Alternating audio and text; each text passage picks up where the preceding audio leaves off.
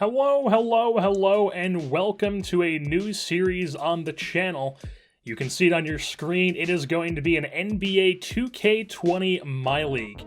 Now, let's just get this out of the way right off the bat. I am by no means very knowledgeable when it comes to basketball.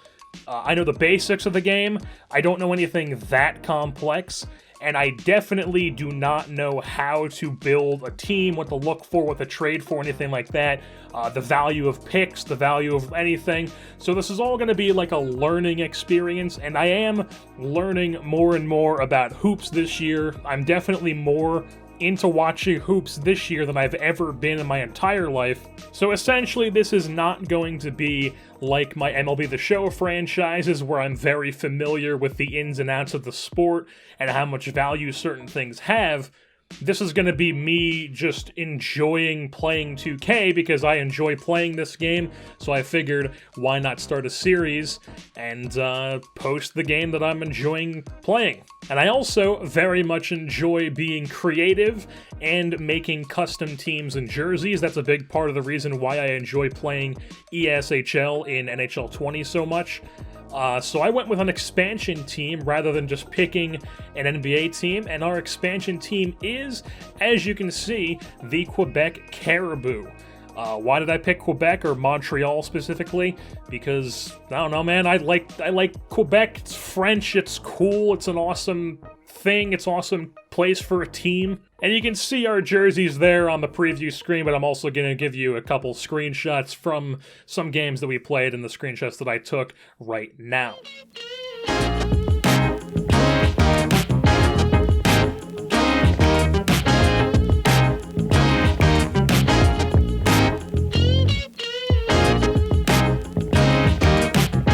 We're also going to be playing at 12-minute quarters on Superstar difficulty. I'm still not that great at 2K, so I'm still working my way up to being able to play in Hall of Fame.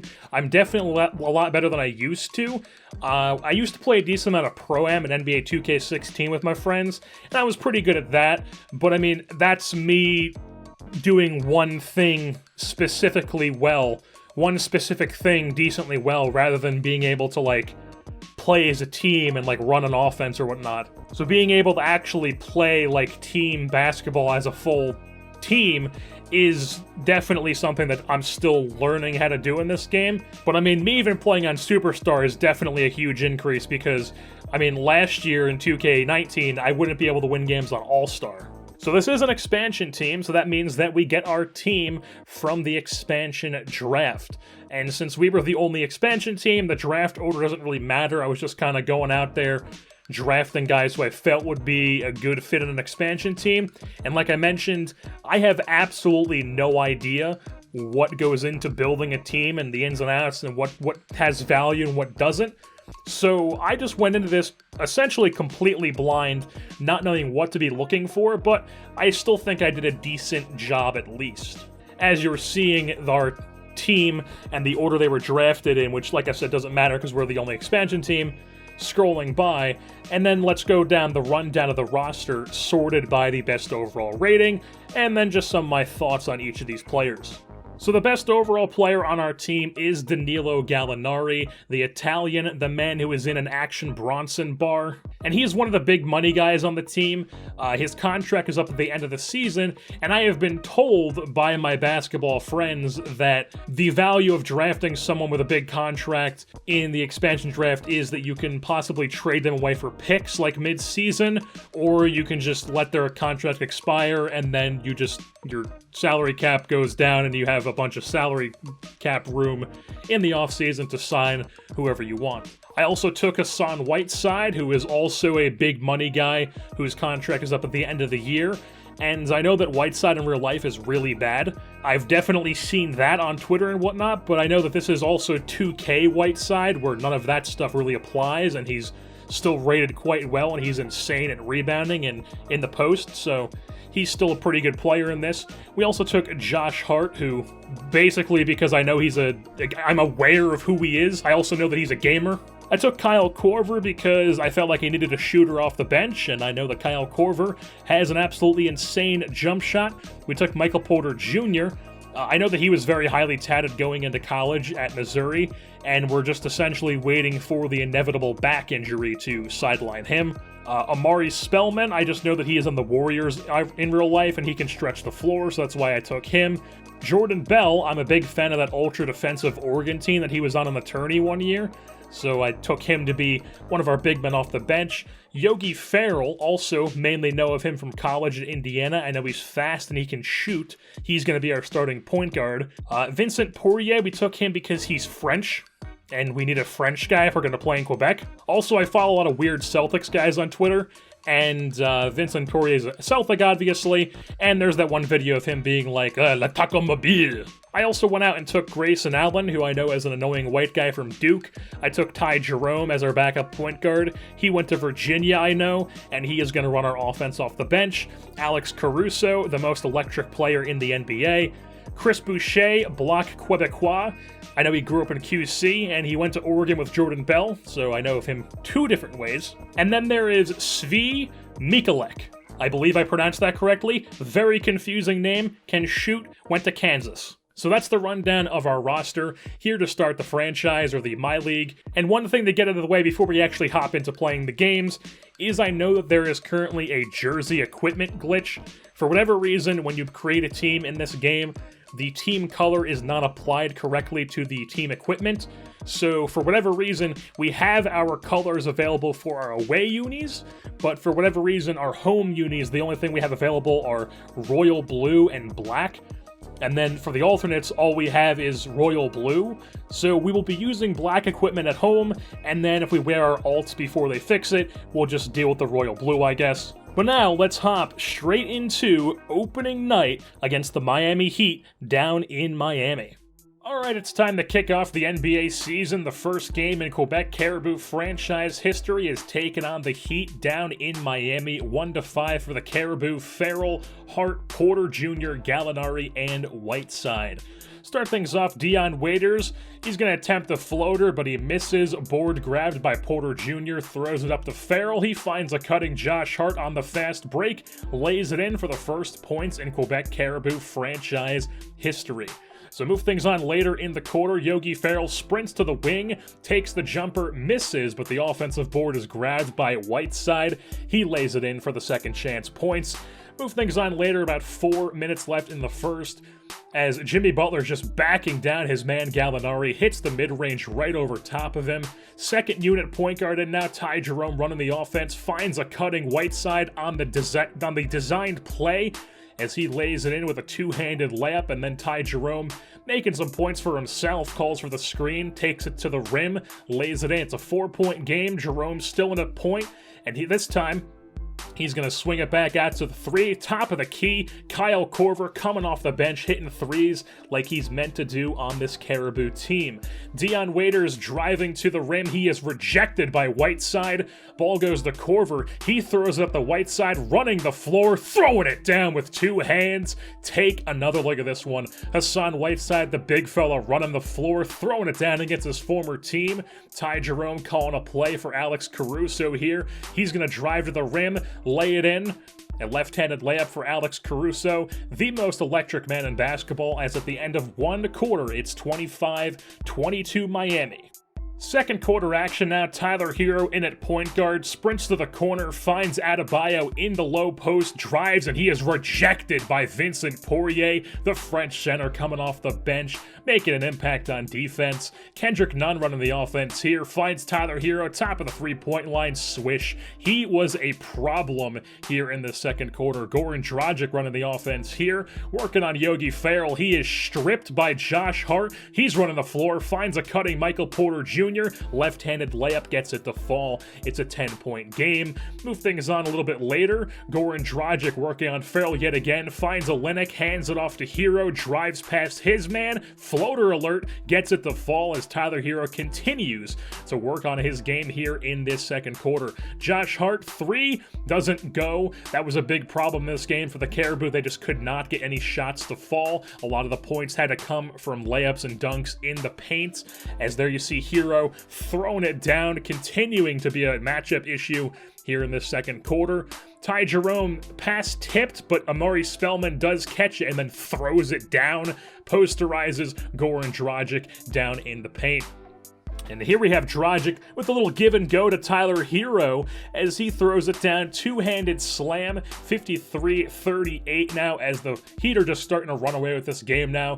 The much better team on paper and actually in the game here, as it's going to be an alley-oop to Jimmy Butler there. And at the end of one half of play, it's 57 Heat, 38 Caribou. Caribou do have 4 blocks, and Hassan Whiteside is close to having a triple-double with 8 points and 12 boards, and they are tied for rebounds total, but the Heat just shooting a better percentage and actually being an effective offense definitely helps. We're on to the second half now. Yogi Ferrell running a play for Michael Porter Jr. Corner 3, brick. The shooting woes continue into the second half for the Caribou, and then the Heat go down the other end and get the oop from Butler as they extend their lead. Later on in the quarter now, Yogi Ferrell calling for a screen. Porter in the corner again, brick. This time Whiteside grabs the offensive rebound and gets the second chance points though, but it's still not going to work out well when you're missing pretty much every 3 you take and relying on strictly 2-pointers in the paint. Yogi Ferrell transition 3, brick as well. Move things on later in the corner. Dragic's going to miss a 3 here for the Heat. Rebound goes to Whiteside, throws it up to Ferrell, and then he is going to oop it to Danilo Gallinari. Just tips it in with the left hand. Had some trouble getting him going in the first half, but in the second half he did start to figure things out, and hopefully he is able to figure it out more and more as the season goes on, because he is a big part of this team's scoring. Michael Porter Jr. says, "Give me that," and then goes the other end with it, throws it up to the former Kentucky Wildcat, Josh Hart, for the alley-oop.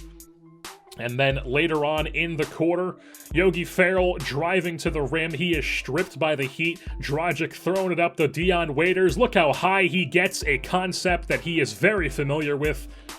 And then, once again, Waiters dishing it off the Dragic there. Tries the floater, rejected by the Caribou. I believe that was Whiteside. Transition 3, Gallinari. Also a brick. Another miss for the Caribou from the 3-point line. How about this time? Porter, I think that's a long 2, or Gallinari for a long 2. Also a miss. Then Justice Winslow goes the other way with it, finds a cutting Tyler Hero, throws it down with 2 hands, and at the end of 3 quarters, the Heat have an even bigger lead at 81-62. Now we're on to the fourth quarter. Yogi Ferrell running a play for Kyle Korver, and they finally get a 3 to fall. The only man who can seem to hit any shots was Kyle Korver in this game. Whiteside giving it to Josh Hart, setting the screen for him, and then Hart finds Whiteside cutting, throws it down one hand ferociously. As then move things on later in the fourth. Heat with the ball now. Waiters driving to the rim. He is going to have some trouble getting through, but he finds Dragic at 3, and he knocks that one down. And then on the inbound for the Caribou, Yogi Ferrell crosses up 2 guys, drives to the rim, lays it in with the right hand, and he answers right back with a 2. So later on in the quarter, it's going to be Jimmy Butler spinning around Gallinari, but still having difficulty getting around him. He's going to hop to the lane, try for the shot, but gets rejected by Whiteside. And then Josh Hart is going to find a cutting Michael Porter Jr. on the fast break, throws it down with the left hand. 95-73 now, about 5:46 left in the fourth quarter as Justice Winslow is found cutting by Dragic as he throws one down. Heat with the ball yet again. Dragic driving to the lane. He is stripped by Ferrell, picked up by Gallinari, running the fast break all alone, throwing it down 2 hands. Gallinari, like I said, got things a little bit more going in the second half. Evidence there by that slam. And then the next possession, Josh Hart working on his man, Dion Waiters. He is going to throw this one into traffic right at Josh Hart. Catches it, finds Gallinari on the fast break by himself once again, and another fast break dunk for Danilo Gallinari. Move things on, about 2 minutes left now. Off the inbound, Waiters is stripped by Josh Hart, and he's going to lay this one in himself for some easy points there. And this entire possession, I'm thinking, all right, he's just going to stand there and do something eventually, but he just pulls up from super deep on the wing and hits a 3 right in my face, because of course he did. So bam, hits the 3.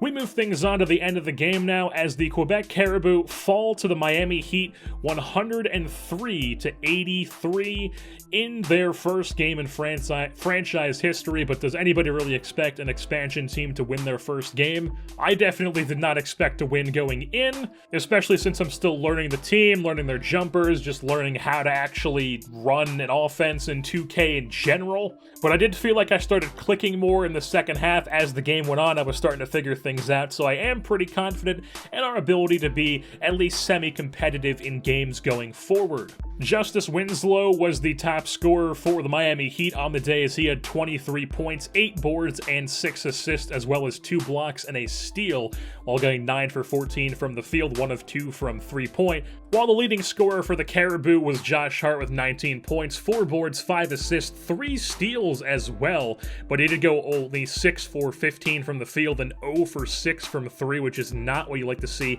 at all. But Hassan Whiteside in the first game with the Caribou picks up a double-double, 14 points, 12 boards, 2 steals, and 4 blocks for Whiteside. He was a menace defensively and on the boards in this game. And with that being said, it's going to wrap things up here for the first episode of the Quebec Caribou of MyLeague here in NBA 2K20. Since this episode, I also started it off and went over our roster and whatnot. I didn't want to show multiple games, I just wanted to show our first one, but from here on out, we are going to be showing 2, maybe even 3 games per episode, and they might be more condensed highlights. Well, this one I was trying to show as much as I wanted to, but I might end up doing more condensed highlights. I'm also still learning how to edit NBA footage because, like I keep mentioning, I've never been that big of a hoops guy in my life, so I'm still learning, like, what I should even be showing. So essentially, the learning experience will continue as we progress with this series. But with that being said, that's going to wrap things up. So I've been your host, Jerseyborn,